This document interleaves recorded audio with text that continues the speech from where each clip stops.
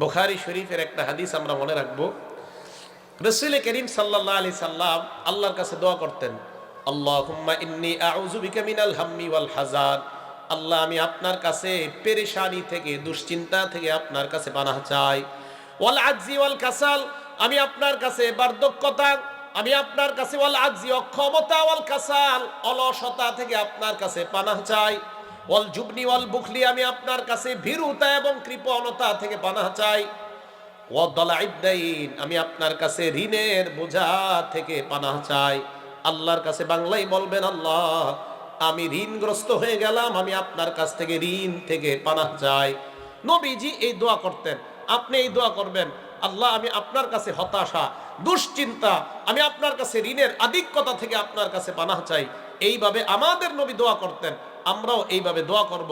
আশা করি আল্লাহর নবীর দোয়া আল্লাহ কবুল করেছেন, আমাদের দোয়াও আল্লাহ কবুল করবেন।